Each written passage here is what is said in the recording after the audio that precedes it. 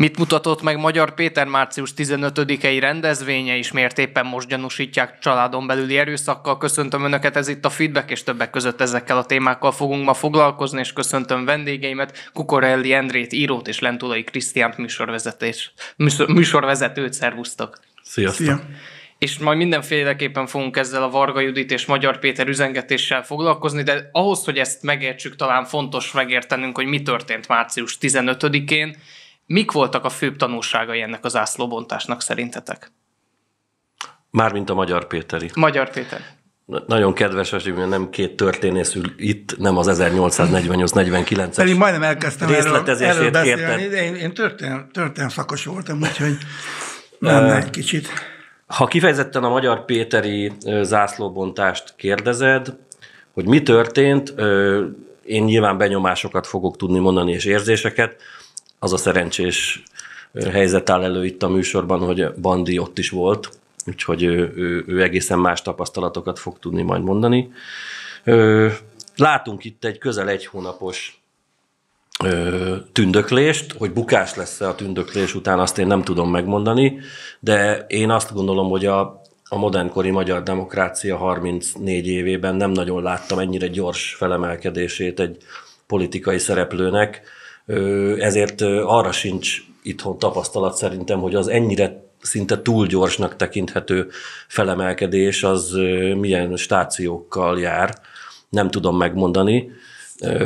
Érthetően amilyen székben én itt ülök és helyet foglalok és képviselem azt a politikai közösséget, azt hiszem nyugodtan mondhatom, hogy képviselem, ahová engem is egyébként ennek a műsornak a néző is valószínűleg sorolnak engem. Fontos órák, percek vannak most, mert lehet, hogyha 2 óra múlva kérdezel meg, csak ugye ezt a műsort most itt szerdán kora délután rögzítjük, akkor módosulhat egyéb információk alapján az embernek a gondolata vagy a véleménye. Én azt gondolom, hogy sokakkal egyetértve egy pártból kiugró, Farkas Attila Márton szavaival élve japi figurát látok Magyar Péter szemében, amit ő többszörösen visszautasít, hogy sértett ember, egy sértett embert látok az ő képében.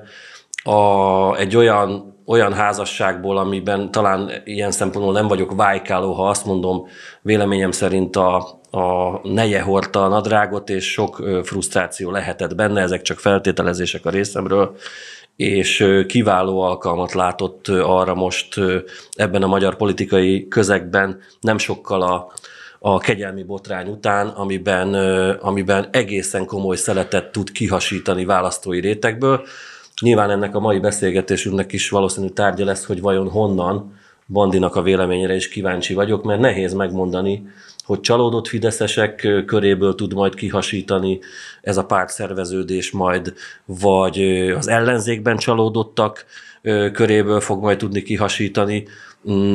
Én azt gondolom, hogy ha a Fidesznek választási szempontból esetleg van aggódni valója, akkor ennél még egy picit nagyobb aggódni valója van az ellenzéki pártoknak, pláne azoknak, akik az 5%-os küszöb környékén vannak.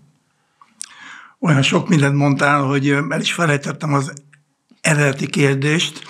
Hogy mik voltak a főbb tanulságai ennek a rendezvénynek és zászlóbontásnak? Kinek mi? Tehát szerintem ott volt x 10 000 ember. Egyébként zárójelben mondom, hogy mindig csodálkozom azon, hogy a mai technikai körülmények között miért nem lehet egészen pontosan megmondani, hogy egy ilyen ülésnek, gyűlésnek hány résztvevője van, hiszen stb. Olyan technológia van. De úgy látszik, hogy még sincsen, ez nem értek. Szóval bezárva a zárójelet, nyilván Kínában ugyanilyen tömegnek már a teljes adatsora meg lenne minden kobak alapján. Pont ezt mondtam tegnap egyébként, Kínában biztos van egy ilyen technika vagy technológia, szóval nyilván minden ember, vagy különböző érdek és értékcsoportok különbözőképpen reagálják ezt a dolgot. Én azt hiszem, hogy olyan szintű a hiánya az ellenzéken belül a normális beszédre, a jó arcra, a hitelességre, stb. Annyira lejáratottak ezek az emberek, nagyon kevés kivétel van, akinek tisztelet jár, de még azok is, akik magukat nem járatták le, ez a rendkívül erőteljes propagandagépezet, amit a Rogánék csinálnak, az annyira ügyesen, számomra rendkívül ellenszenvesen, de ügyesen működik. Egyébként megint egy zárójelet nyitok, a másik oldalon is ugyanúgy megy a karaktergyilkolászás, tehát mind a két oldal használja ezt. Tehát itt egyáltalán nem arról van szó, hogy most ezzel konkrétan a Fideszt vádolnám, hogy így mondjam. Ezektől emberileg rendkívül távol álló dolgok. Én azt szeretem, és egy harmadik zárójelet is nyitok, amikor olyan a diskurzus, olyan a politikai diskurzus, hogy a két fél kőkeményen küzd egymással, mint a futballban, tehát, hogy le akarom győzni a másikat, nincs mese, de egyrészt korrekt vagyok, megpróbálok korrekten játszani, az ellenfelemet nem anyázom, nem rugom föl hátulról, amennyire csak lehet, kis lögdösödés, rugdosódás természetesen belefér, és ugyanakkor meg nem is gyalázom. Tehát ezeket így megtartom, ezeket a dolgokat. Még mindig a zárójelen belül vagyok. Van egy nagyon jó könyv, amit mindenkinek ajánlok, ez egy T.S. Eliot nevű angol költő és eszéíró könyve. Az a címe, hogy a kultúra definíciója, és ebben van egy ilyen zseniális mondat, az nagyon tetszik nekem, azt írja a T.S. Eliot, hogy ha fel akarod tartani a parlamenti demokráciát, akkor együtt kell ebédelned az ellenzékkel. Együtt kell ebédelned az ellenzékkel. Ez nem jelent más, mint azt, hogy amikor a patkóba vagy, amikor politikai vitán veszel részt, akkor kőkemény vagy, és elmondod a véleményedet. De aztán nyugodtan lehet le is ülni egymással, és lehet normálisan beszélgetni.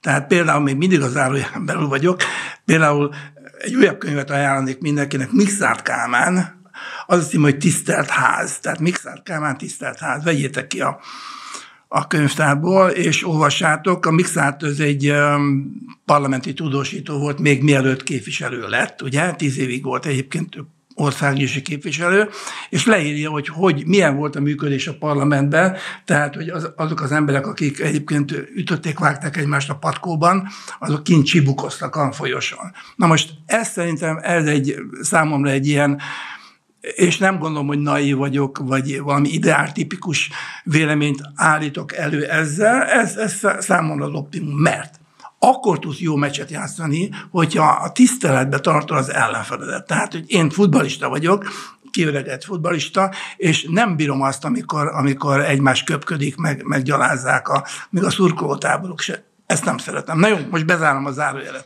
Tehát csak oda akartam ezzel kiukadni, hogy nyilván van egy nagy várakozás a különböző ellenzéki beállítottságú, illetve nem fideszes politikailag nem fideszes, nem neres beállítottságú emberek között, és mindenki várja azt, hogy valami történjen, valami normális diskurzus történjen, ne a kifáradt és ezerszer leharcolt és rendkívül módon karakter legyilkolászott ellenzék próbáljon meg izzadságszaggal valamit előállítani, hanem jöjjenek új aktorok, új beszélők, és a Magyar Pétert valószínűleg így látják nagyon sokan. Hogyha közbevethetek még a következő kérdésed előtt, én még beleöregedni sem tudtam a focista szerepben, nem hogy kiöregedni, mert 3 évet töltöttem a Serdülő csapatában a Tatabányának, de viszonylag fiatalon abba hagytam. Viszont ha elfogadom ezt a logikádat, és még hajlok arra, Bandi, hogy én is ezen az oldalon állok, hogy le kell tudni ülni az anyázások után egy ebédre vagy egy kávéra, mert végtére is valahol közös ügy az országnak a sorsa.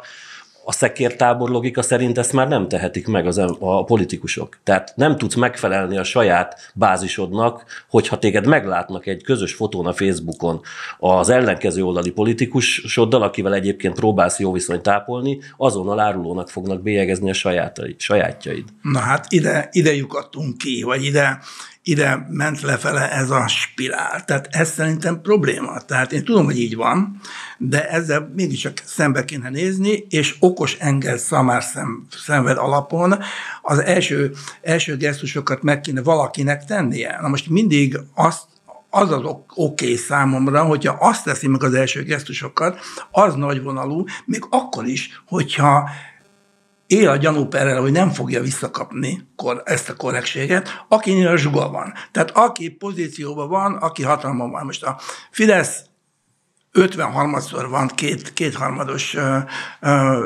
helyzetben.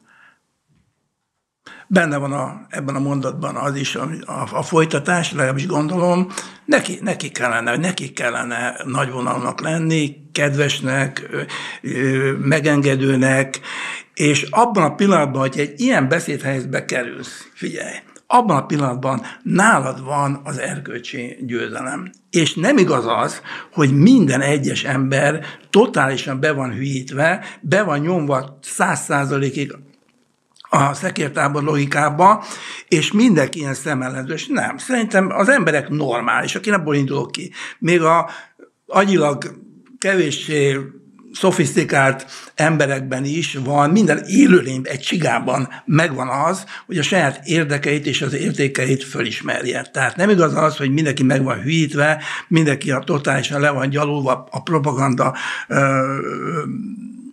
véget, vagy a propaganda mindenki totálisan legyarult, és mindenki kétbites. Ezt nem hiszem el, azt gondolom, hogy nagyon, nagyon jól tud kijönni az önkritika, a korrektség és a másiknak legalább tehát a törekvés arra, hogy a másiknak a beszéd pozícióját megértsem, hogy miért így gondolkodik. Tehát hogy nem eleve kéne abból kiindulni, hogy a másik ostoba és szemétláda és hazaárul és kommunista és fasiszta, hanem abból, hogy neki ilyen az érdek és érték választása, és annak megfelelően működik. Segítesz nekem, Bandi?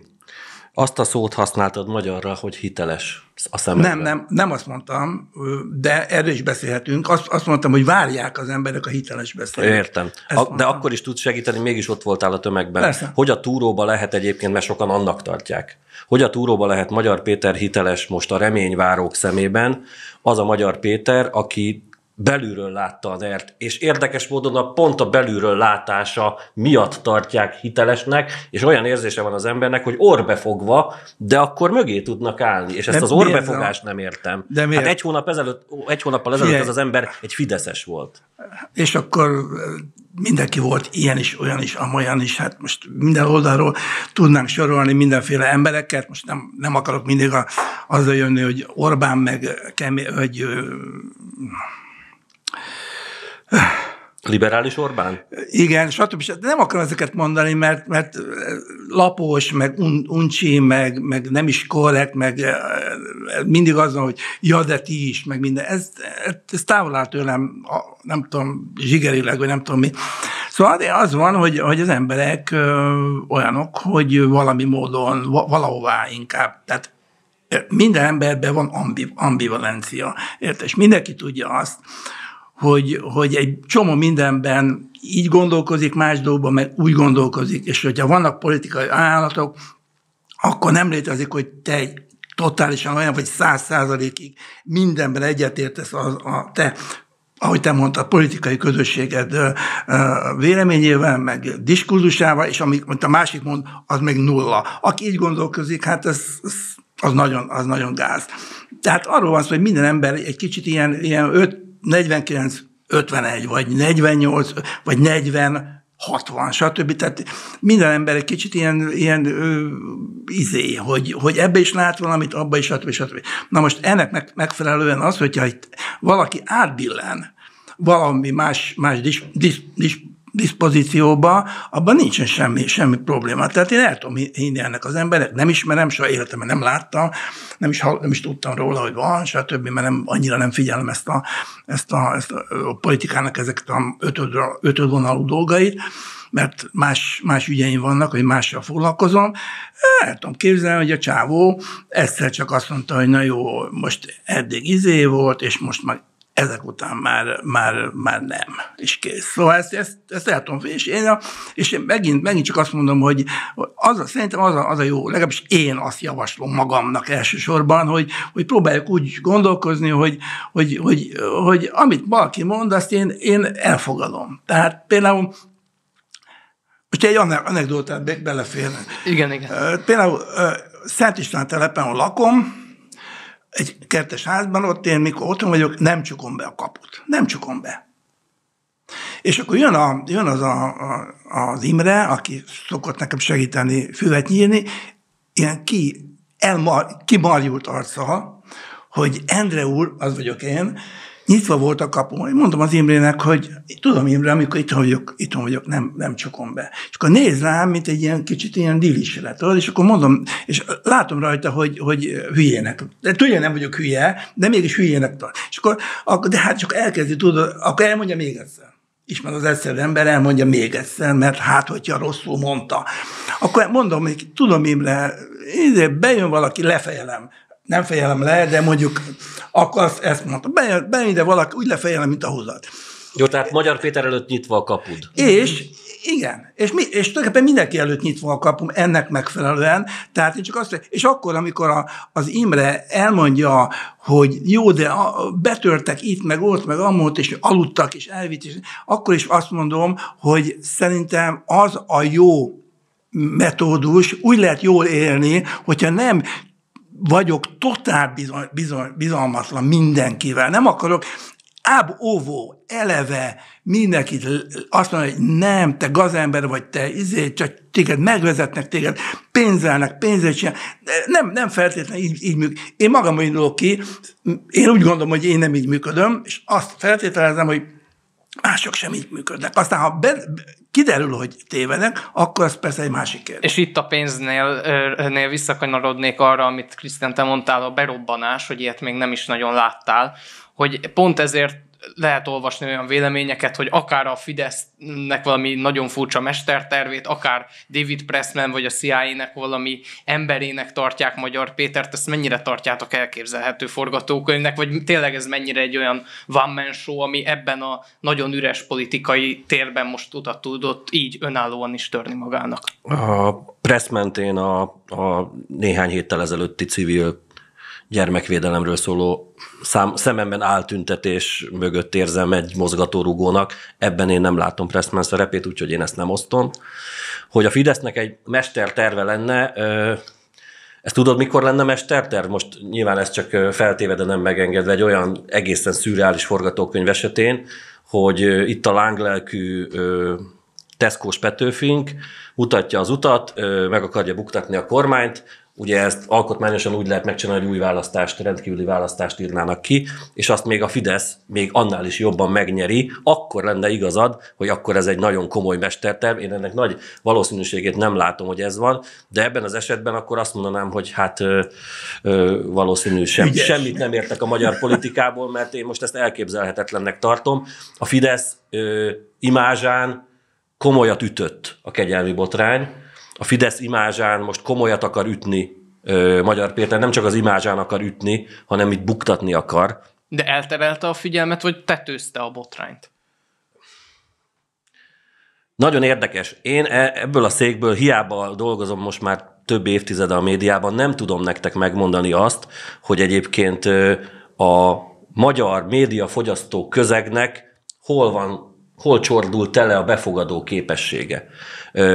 Hogy ez esetleg eltereli-e a szót a kegyelmi botrányról, nem tudom. Az ország gazdasági helyzetéről nem tudom. Ha magamból indulok ki, teljesen irreleváns híreket is képes vagyok éjjel 3-ig olvasgatni, de én magamból indulok ki, én ilyen hülye vagyok, de egy átlag magyar választópolgár egészségesebb pszichével, mint én, valószínű tojik ezekre, és a legkomolyabb hírek jutnak el maximum hozzá. Bandi, nem tudom, te milyen fogyasztó vagy. Én nem tudom most meghatározni azt itt ebben a kérdésben, hogy ez elterelő hadműveletként bármilyen más országban történt dologról el tudja vonni a figyelmét a médiafogyasztó embereknek, nem tudom. Igen, hát ez is alkatik dolog, hogy rengeteg ember szeret ilyen háttérhatalom, meg összeesküvés, minden. És hát nyilván... A családi szál, bocsánat, hogy bejött, az ilyen barátok köztössé teszi a sztorit, amire viszont fogékony a magyar társadalom. Igen, ez így van. Nyilván mindenféle összeesküvések, meg koncepciók, meg nem tudom micsodák kerengenek a világban, és persze az emberek nyilván próbálnak hatalomhoz jutni, vagy a hatalmat megtartani, vagy megszerezni, stb. Tehát ezt én nem tagadom, hogy ilyen van, de én alkatilag talán kevésbé gondolom ezt, és hogy azt gondolom, hogy vannak is ilyen összeesküvések, akkor is én az emberi pszichét erősebbnek tartom, mint az, hogy felülről tudnák az embereket rángatni, mint egy ilyen bábút. Szóval azt gondolom, hogy persze próbálnak engem, meg téged, meg mindenkit. De tudod, mi a valós narratíva, Bandi? Hogy vidéken nincs internet, és ott buták az emberek. Borzalmas. Mert ugye ez azt erősíti az ő narratívájuk szerint, hogy őket viszont lehet irányítani. Így van. Szánalmasnak tartom, gondoljatok bele abba, hogy ez történelmileg 2 perccel mondjuk amikor a török hódoltság volt, akkor a Tinódi Lantos sebessén volt az internet. Szóval aki járt ide-oda, és akkor így ilyen dalba elmesélte, hogy Egervárát, hogy ostromolták meg. Tehát ma, aki bármilyen szinten is akar valami kis hírt, vagy tájékozódni akar a világban, az így megteszi, nem tudsz úgy ülni, hogy ne zuhanjanak rád az információk, és a totálisan manipulált információk is nagyon hasznosak tudnak lenni, mert az emberben van ez a bizonyos kognitív diszonancia dolog, tehát, hogy te, amikor nézel egy hamis beszélőt, akkor te, mint a benned levő ilyen mérőműszer leveszi azt, hogy az ember mennyire hamis. Persze itt is elromoltunk, el vagyunk rontva, meg minden, ez kétségtelen, tehát nem úgy működünk, mint egy tigris, vagy mint egy gazella, mert a gazella és a tigris viszonya az hajszálpontos. Ott nem lehet tévedni, ott nincs manipuláció, mert pontosan kell tudni a gazellának, hogy mi a helyzet, és a tigrisnek is kell tudnia. De az ember el van ehhez képest rontva. De azért nincs 100%-ig elrontva. Tehát én azt gondolom, hogy még például amikor Boldogult Úrfikoromban néztük a híradót, vagy egy 7 című műsort, a kommunizmusban, ugye, akkor is az is rendkívül informatív volt, mert le lehetett, tehát mögé tudtál lépni a beszélőnek is, meg a hírnek is, és ki tudtad venni a velejét a dolognak. Szóval én egyáltalán vagyok ebben a szempontból ilyen, hogy a vidék, meg a nem tudom, mi az, hogy vidék? Nincs az a hajléktalan ember, akinek a kezében ne lenne okostelefon. Egyébként abból a szempontból nekem nyilván ez az egész sztori nagyon bűzlik, és nem is tetszik, és érzelmileg is megérint olyan szinten, hogy mondjam, rég volt a bögyönben politikai szereplő ennyire, mint most Magyar Péter. És nem a manipulálás szót használnám, de azt viszont nyomatékosan elmondanám, hogy ez a fickó kifejezetten jól használja a közösségi médiát. És a közösségi médiának úgy használja a nyilvánosság részét, amiben engem megnyugtat, hogy vélemény és sajtószabadság van Magyarországon, és tulajdonképpen nemhogy egy védőháló alatta az ő rajongói köre a Facebookon, hanem tulajdonképpen egy előretolt, egy ilyen pajsként is használja ezeket az embereket. Csak az elmúlt néhány napban hányszor mondott be előre dolgokat Magyar Péter, olyanokat, ez egyébként dramaturgiailag egy érdekes dolog, hogy előre bemondott dolgokat, hogy majd őt mivel fogják támadni, és amikor valóban jönnek ilyen furcsa dolgok, például a Volt nejétől, például ez a HVG-s kiszivárogtatott dolog, akkor ugye azt tudja mondani, hogy hát gyerekek, hát megmondtam, hát tessék. A nyilvánosságot iszonyatosan jól használja, viszont én már olvasok olyan kommenteket, hogy ezt a nyilvánosságot Magyar Péternek etetnie kell, mert ha itt nem fog ledobni különböző bombákat, akkor el fognak tőle fordulni azok az emberek, akik a messiást várják. Ebben egyetértünk, amit előtte mondta, az radikálisan nem értek vele egyet, mert Krisztián, te újságíró vagy, nem? Vagy minek definiálnád magad? Hát a klasszikus értelemben nem vagyok újságíró, műsorkészítő, és publicista. És egy olyan ember vagy, aki totálisan elkötelezett az egyéb politikai oldal. Nem kritikátlanul, de elkötelezett. Igen. Jó, hát én viszont nem vagyok elkötelezett, próbálok kiállni ebből a két osztatból, ebből az úgynevezett szekértábor logikából, és próbálok minden oldalnak az erényeit, ez hülyén hangzik, szóval azok a dolgokat, amikkel egyetértek, azokkal egyetértek, amivel meg nem értek egyet, tehát neked nyilván a te üléspontod, ami meghatározza az álláspontodat, az nyilván ez egy ilyen negatív dolog azzal a fejleménnyel kapcsolatban, ami most látszik. Ezt én aláírom, vagy elismerem, bár szerintem lehet. És ezt nem a Kesma mondta meg nekem, hanem magam is így gondolom. Tudom, hogy te ezt nekem elmondod, de kisebbséghez tartozom. Jó, csak mert a mi oldalunkra azt mondják, aki nálunk publikál, hogy nektek megmondja a Kesma, a Mediaverse, a Rogán, hogy mit kell odaírni. Nem kell megmondani, itt értelmes emberek vannak, és hogyha van egy ilyen tényleg egy politikai preferenciájuk, egy ilyen nagyon erős, mert nyilván nekem nevezzük meggyőződésesnek. Jó, oké. Akkor nyilván ezt mondod, és mondjuk, hogyha mondjuk elérne a másik oldal sikereket, akkor ez fájna neked. Ez oké. De ha olyan, akkor el tudom ismerni. Igen, de fájdalmasan ismernéd el, mint hogyha, nem tudom, Dózsa Figyelj, ha oda jutunk, mert eddig nem láttam sikereket, oda jutunk, jó, akkor majd vegyél elő, és nézzük meg, hogy fájdalmas volt az mindig volt ez is, az is, tehát minden lesz, tehát sosem... Tehát örökké nem tart semmi, nyilvánvalóan, tehát valami fajta változások biztos lesznek, stb. Nem ez a lényeg, hanem az, hogy az én álláspontom az teljesen... Én a kíváncsi ember vagyok, aki kíváncsi arra, hogy mi lesz ebből a dologból, ugye? És drukkal annak, hogy legyenek változások. Ez neked is érdekel, meg neked is, mert minden embernek, aki nem tudja, annak is érdeke.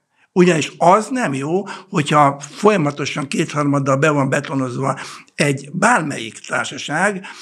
Ugye a kommunizmusra is ez volt az alapvető probléma, hogy rengeteg alapvető probléma volt vele, de az volt vele, hogy itt aztán fű nem terem, úgy éreztük fiatalkorunkban, hogy annyi idős voltam, mint te, úgy éreztem, hogy itt örökké ez lesz, és azon belül esetleg lehetnek kisebb lazulások, stb. És így pattant el az egész, de olyan szinten pattant el, hogy senki nem emlékszik már semmire szinte abból, ami volt. Pandi, hadd kérdezzem meg, ez felmerült már egy másik műsorban, egy másik műsor vendégemnél. Mennyivel illik nyerni? Mi a jó ízléssel nyerés? Tehát akkor a nép a hibás, mert két ne haragudjál, hát hogy én focizom, akkor nem mondom azt 6-0-nál, hogy Magyarország-Szalvador 10-1. Magyarország-Szalvador 10-1-82-ben. Persze. 10-1, be kell rúgni a 10. gólt is, és kész. El van intézve. Ezzel nincs baj. Tehát, hogy én tudok nyerni, akkor nyerek. Nem a nyerővel van a probléma, hanem azzal van a probléma, hogyha nyertem, akkor utána nem kell a másikat még le is géppuskázni most képletesen, hanem azt kell mondani, hogy el kell ismerni, ami az egy gólt, amit rúgott a Salvador, és így tovább. Mit kell csinálni, nem akarom megmondani, de minél inkább nálam van a hatalom, a végrehajtó hatalom, bocsánat, ez nagyon, nagyon fontos, mert a végrehajtó hatalom van náluk, annál inkább kellene nagyvonalak lenni, gesztusokat tenni. Még egyszer mondom, az 1520 perccel mondtam, hogy ahhoz esetben tudom, hogy rögtön az a válasz, hogy de akkor azt egy gyengeség jelének fogják föl, de akkor visszaélnek vele, de akkor stb. Éljenek vissza, tartsák a gyengeség jelének. Az én lelkiismeretem, az én attitűdöm, jobban bele tudok nézni a tükörbe. Nekem ez tényleg ez a véleményem, és tök mindegy, hogy most Fidesz vagy nem Fidesz. Tehát én azt mondom, hogy Amerikában az a rengeteg minden borzalmas, nyilván, mit tudom én, de az, hogy csak 2 ciklusra lehet megválasztani például egy elnököt, az például teljesen egyetértek. Tehát ez, hogy így bebetonozódik valami, akkor rögtön abban a pillanatban, hogy én be vagyok betonozva, akkor rögtön önmérsékletet kéne tanúsítanom. Én nekem az ízlésem ezt diktálja. És szerintem a politika is ízlés dolga. Minden ízlés dolog. Tehát abszolút ebből kéne kiindulni, a kultúrából kellene kiindulni, nagyon egyszerűen fogalmazva. A politikát is a kultúrán keresztül kellene csinálni, tehát Bachon és Hölderlinen keresztül kéne, most tudom, hogy ebben nem akarok belemenni, meg nagyon hosszú téma, de egyszerűen, ha nem a kultúrán keresztül csinálsz valamit, és hogyha nem itatja át a közbeszédet, a közlekedést, az utcán, hogy eldobálod-e a szemetet, stb., hogy beszélsz a másikkal, miket gondolsz róla, miket feltételez róla. Ha ezt nem itatja át a kultúra, nem itatja át egy úriemberi attitűd, akkor akkor megette a fene az egészet. És akkor ezen a ponton hoznám be a következő témánkat. Ugye ti is beszéltetek itt a manipulációról, és ugye a családon belül erőszakvágya merült fel Magyar Péter ellen. Ugye Varga Judit osztott meg először egy ezzel kapcsolatos videót, és ebből indult ki minden.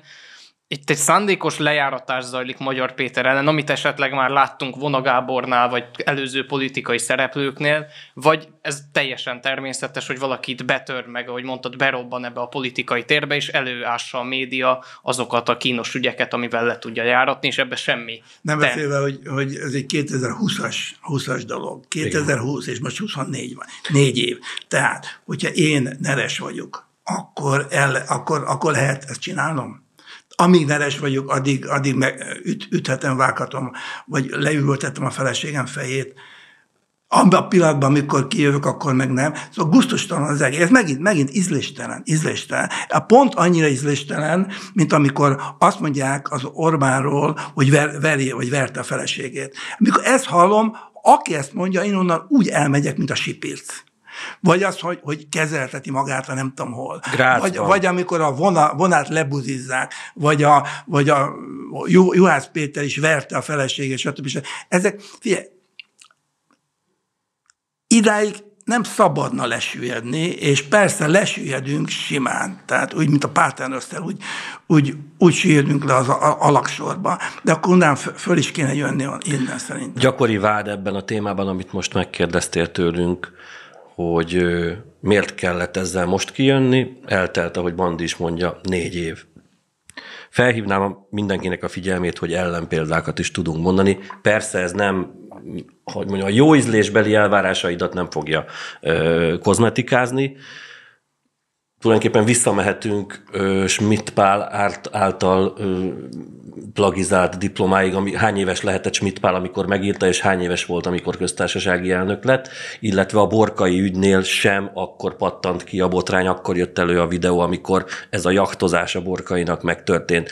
Ne legyünk naívak, ilyen mocskos dolog a politika, nem csak Magyarországon, máshol is. Akkor vesznek elő valamit, amikor szükség van rá. Magyar Péter, hogyha ugye most még ez nem bizonyított, hogy így történt-e. Nagyon erős az a 2,5 perces kisfilm, amit kirakott Varga Judit. Én várnám, hogy majd Varga Judit ezzel kapcsolatban, ha szükség van rá, konkrétumokat is fog mondani, mert így a sejtetés marad meg ebben a dologban, de én azt gondolom, hogy Varga Judit minden, csak nem egy buta nő. Tehát Varga Judit véletlenül nem teszi ilyet ki. Ugye van egy olyan vád is, hogy nem ő kezeli a Facebookját, hanem... Ugye Magyar Péter is Rogán Antal. Igen, na de akkor is, tehát jó, hát majd lehet, hogy kikerült már Varga Judit a politikából, na de szerintem nem valószínű rá kellett erre is bólincson, ha így van, de az is lehet, hogy ő kezeli, tehát most ez a része most nem is érdekes. Azt akarom csak ezzel mondani, hogy Magyar Péterről eddig egy hónappal ezelőttig nem tudtuk, hogy mi van. Igaza van a Bandinak, hogy amennyiben ez igaz lenne, hogy ő bántalmazta, és egyébként persze különbséget kell tenni a tettlegesség és a pszichikai, de a pszichikai is nagyon, nagyon kellemetlenül meg tudja mérgezni, és a földig tudja rombolni a másik személynek a személyiségét. Én is üvöltöztem már csajokkal, és ők is üvöltöztek már velem, és ezeket az embernek a lelke megjegyzi. Igen. Egyébként most te korrekt vagy, de mások ugyanezeket a sztorikat felmentésnek mondják most, de te legalább elismered, hogy ez tényleg Marli tudja, tönkre tud mindent tenni. Azt akarom csak ebből az egészből kihozni, hogy ha ez így van, és ez be fog bizonyosodni esetleg Magyar Péterről, vagy esetleg más előkerül, mit tudom én, akkor Persze, mondhatjuk azt, hogy mennyire álszent a Fidesz, vagy a kormány, vagy bárki, vagy Rogán Antal, hogy ezt csak most hozta elő, ütlegelhette ő mondjuk 2020-ban tovább, de ne felejtsük el, ha jók az információim, és ugye ez megjelent, hogy Varga Judittal aztán nekik volt egy kibékülési szakasza a házasságuknak, és azt pedig fogadjuk már el, tehát ez már nem az, ezt sok mindent lehet ármánykodásnak tekinteni, azt ne tegyük az ármánykodás kategóriába, hogy egy fontos pozícióban lévő kormánytisztviselő, egy miniszter esetében, hogyha cirkusz van a családban, akkor hadd legyen már a kormányzatnak annyi, nem beleszólása van, ezt nem tudom mi a jó szó erre, de itt valahol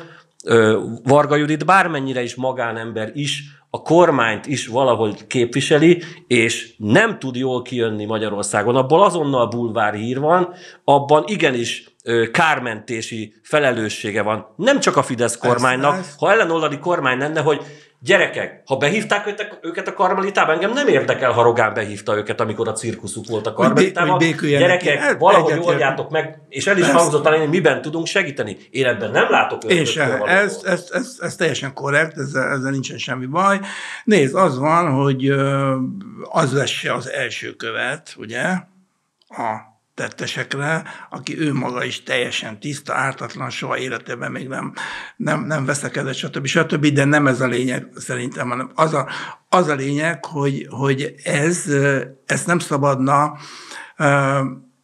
hogy ez elurhodjon, direkt ezt a szót mondom, elurhodjon a politikán, tehát ez a ovális iroda, meg orális iroda cucc, ez nagyon rossz téma, tehát ez rossz irányba megy. Bizonyos határokat nyilván nem lehet átlépni, de hogy állandóan elővenni ilyen régi dolgokat, mint például most a mostani köztársasági elnöknek is állandóan előveszik a különböző nagyapját, meg apját, hogy az náci volt, meg fasiszta, meg a Bajer Zsoltnak is a nagyapját elkezdik piszkálni, meg minden. Ez számomra nagyon ellenszenves dolog, és ezt én nem csinálom. És akkor itt fontos lenne azt tisztázni, hogy ez 4 évvel később előkerült, mint amit most beszéltünk, az azt jelenti, hogy Magyar Péter akkorára nőtt, hogy itt ő egy komoly veszélyt jelent már akár a kormányra nézve, vagy ez csak egy sima, úgymond újságírói munka volt, és ez persze, aki megjelenik a nyilvánosságban, az ilyeneket kihozzák róla, vagy ez tényleg arról árulkodik, hogy Magyar Péter túl nagyra nőtt, és most már le kell belőle nyesni. A stratégiát mögötte nem én fogom neked megmondani, mert nem tudom. Az, hogy Magyar Péter nagyra nőtt, hát a szemünk előtt nőtt nagyra. Ennek egy másik aspektusát hadd hozzam ide, amit én hát ilyen kéretlen pszichiáterként mimikából, testmozdulatokból, nonverbális jelekből vélek felfedezni. Ez egy iszonyatos nagy pszichikai teher, hogy egy hónap alatt nősz ekkorát, és politikusi tapasztalat nélkül. Tehát ő neki azt kell mondjam, inkább hivatalnoki, ugye nem is tudom milyen pozíciókban volt korábban, azok nem politikusi pozíciók. Központ. Azok nem politikusi pozíciók. Még ha át is van itatva politikával, azok nem klasszikus bozót harcos pozíciók.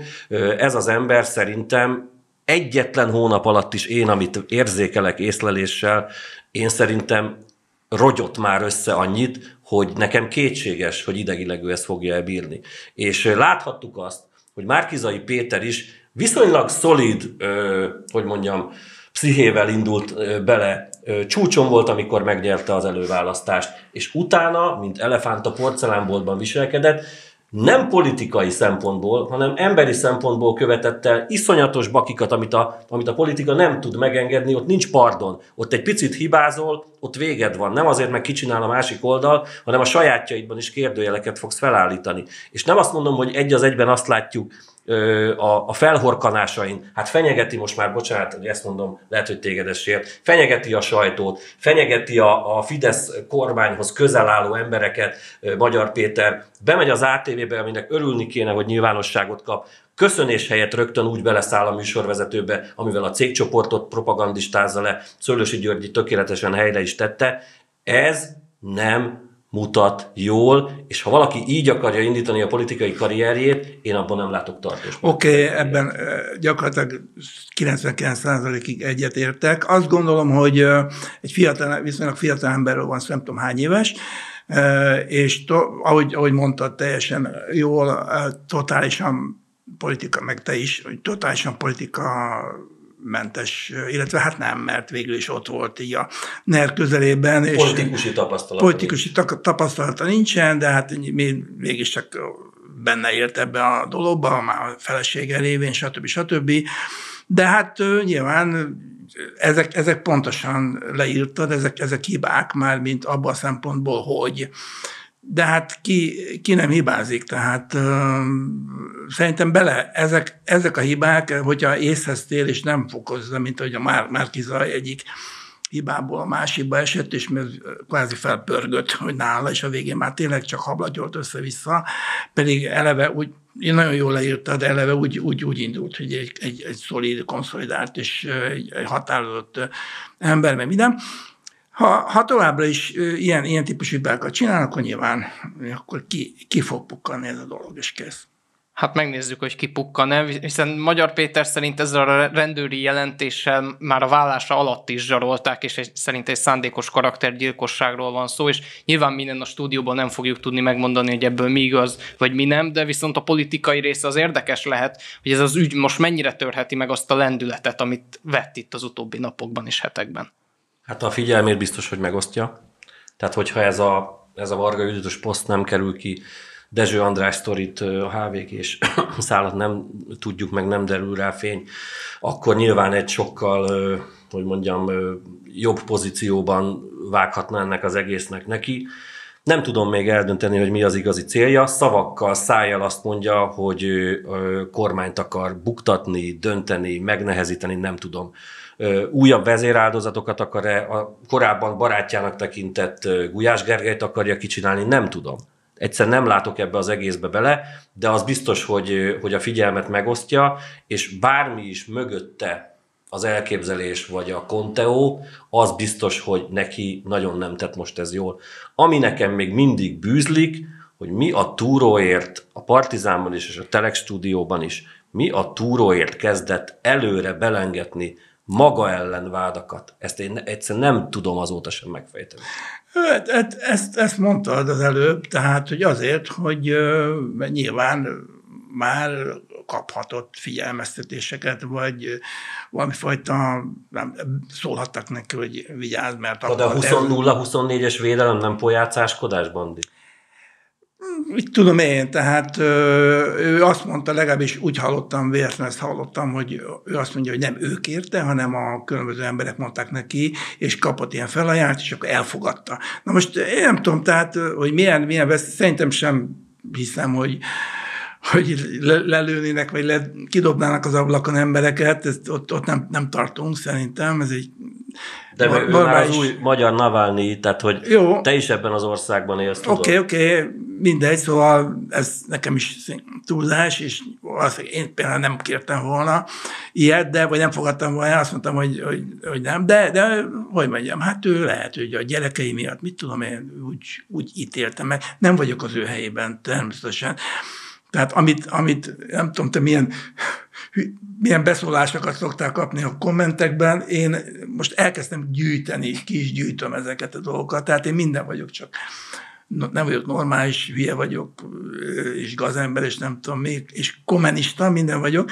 Hát nyilván az ember egy darabig így nyel, meg minden, de aztán én is néha azt mondom, bennem is felmegy a pompa, amikor bizonyos megjegyzéseket hallok. Nem mondom, hogy megijedek, mert nem ijedek meg, mert azt nem mondták, hogy megölnek, vagy ilyesmi, vagy kicsinálunk, meg minden, de hogyha valaki csőstől kap esetleg ilyen kommenteket, akkor azt gondolhatja, hogy... Ezen a ponton jelezném a műsor kedves hallgatóinak, hogy semmilyen ilyen kommentet kérjük, hogy ne hagyjanak a videó alatt, és hogyha véleményüket elmondják, azt is kulturált módon tegyék, és ne a megszólalókat. Mert baj lesz. Így van. Beszéljünk még egy picit Budapestről, hiszen a Fidesz bejelentette Szentkirályi Alexandrát, mint főpolgármester jelöltet, nem sokkal később Vitézi Dávid is bejelentkezett. Ki lehet most itt a legkomolyabb kihívója Karácsony Gergelynek? Egy olyan helyzet állt elő, ha ebben okosabbak vagytok, akkor nagyon várom, hogy mondjatok nekem okosat, amiben elbizonytalanodtam, hogy ez jó-e a Fidesznek, vagy nem jó. Amíg nem szállt fel a füst Szentkirályi Alexandra kiléte felől, addig azon gondolkodtam, és még Vitézi sem mondott igent, hogy egy vitézi indulás fideszes támogatással, bár az LMP jelöltje, az megszorongathatja. Vagy legalábbis egy ilyen csendes csendes társként beállni mögé. Ezt én is így gondoltam. Igen. Nem kell nagyon magyarázni sem. Ja. Vitézi így is úgy is lefideszesezik. Tehát, abszolút. Hogy még csak, hogy mondjam, a folklór része, hogy Vitézi fideszes. Hogy azzal szerintem nem csak, hogy megszorongatható lett volna az egyébként Fidesznek nehezen nyerhető Budapesten Karácsony Gergely, de meg is lehetett volna verni. Ez egy teljesen új kép lett most nekem. És megint csak az a kérdés, mint amit Magyar Péter esetében feltehetünk, hogy Szentkirályi, aki szerintem Alexandra erős jelölt, mégiscsak egy tarlós fióka, mégiscsak van, nem csak kommunikációs rutinja van, hanem városvezetési funkcióban volt helyettesként. Ő is erős, és Vitézi is erős, teljesen más dolog miatt erős. Honnan szipkáznak el? Karácsonytól, vagy egymástól?